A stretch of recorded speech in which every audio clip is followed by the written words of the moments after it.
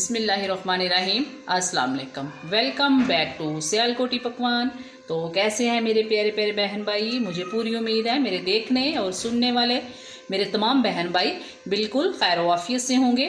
अल्लाह पाक सब पे अपने रहमत का साया रखे, सबको अपने हिफ्ज़ व ईमान में रखे, आमीन सुम आमीन। अब आ जाते हैं अपनी रेसिपी की तरफ। रेसिपी में आज मैं क्या बना रही हूँ? मैं रेसिपी में बना रही हूँ white sauce pasta.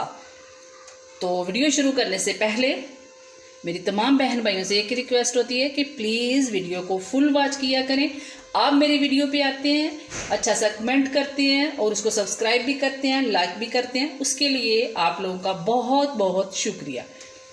White sauce pasta के लिए सबसे पहले इसके इंग्रेडिएंट्स नोट कर लेते हैं।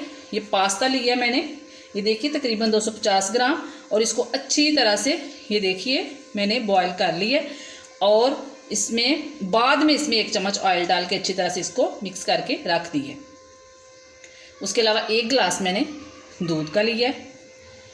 ये black pepper ½ tea spoon, white paper ½ tea spoon, black pepper वो भी ½ टी स्पून लिया है। आप इसे अकॉर्डिंग टू टेस्ट भी ऐड कर सकते हैं। उसके अलावा ये लहसुन लिया है, इसको मैंने ब्रीक चॉप कर लिया है। ये मक्खन लिया है तकरीबन 2 टेबल स्पून, मायोनीज़ तकरीबन 3 टेबल स्पून, मैदा लिया है 2 टेबल स्पून, नमक की मिकदार इसमें इसलिए कम डालनी है क्योंकि इसमें मायोनीज़ भी डाल रहे हैं और मायोनीज़ में ऑलरेडी बहुत ज़्यादा नमक होता है।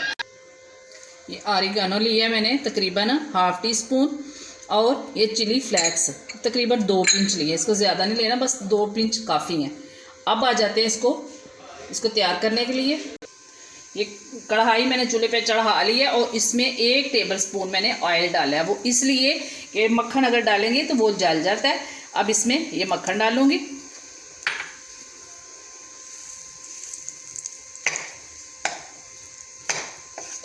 ये मेल्ट हो जाए तो फिर हम इसमें लहसुन डाल के तो उसको हल्का सा फ्राई कर लेंगे।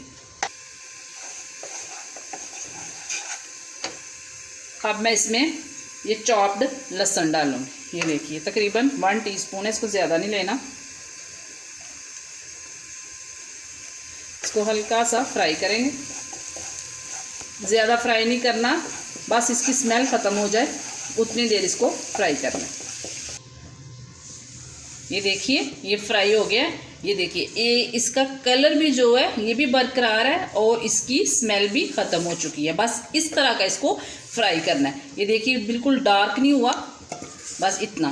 तो अब मैं इसमें मैदा डाल के तो बिल्कुल स्लो फ्लेम कर लेनी है। तो इसको हल्का सा मैदे को भी इसी में भून लूँगी ताकि इसका कच्चापन ख़त्म हो जाए।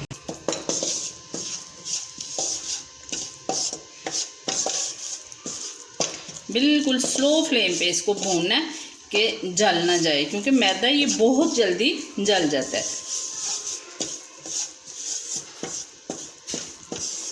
सिर्फ 2 से 3 मिनट तक इसको भूनना है। ये तैयार हो चुका है, बहुत प्यारी इसकी खुशबू आना शुरू हो गई है। तो अब मैं इसमें दूध डालूँगी। दूध एकदम नहीं डालना, बस थोड़ा थोड़ा करके इसको पहले अच्छी तरह से मिक्स करते जाना साथ साथ, और साथ साथ दूध डालते जाना।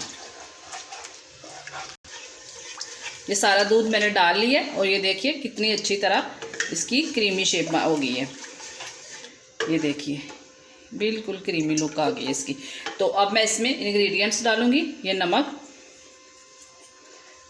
ये स्पाइसेस वगैरह जो है ये आप लोग अकॉर्डिंग टू टेस्ट ही ऐड कीजिएगा। वाइट पेपर, ब्लैक पेपर, इसको मिक्स करेंगे। बिल्कुल स्लो फ्लेम पे ये सारा काम करना है क्योंकि ये एकदम ही थिक हो जाती है। ये सॉस जो है इसको खुद ही घर में तैयार करें, ये बिल्कुल तैयार भी मिलती है, लेकिन इसका और उसका बिल्कुल एक हट के जो टेस्ट है ना, टेक्सचर है, वो आएगा। ये बहुत मज़ेदार बनता है इस तरह। और इसमें ये ऑरिगेनो जो है ये थोड़े से मैं डालूँगी, थोड़े से बचा लूँगी गार्निशिंग के लिए, और ये चिली फ्लेक्स भी थोड़े से बचा लूँगी। और साथ ही इसके मैं ये पास्ता डाल दूंगी, ये मायोनीज डालूंगी इसमें,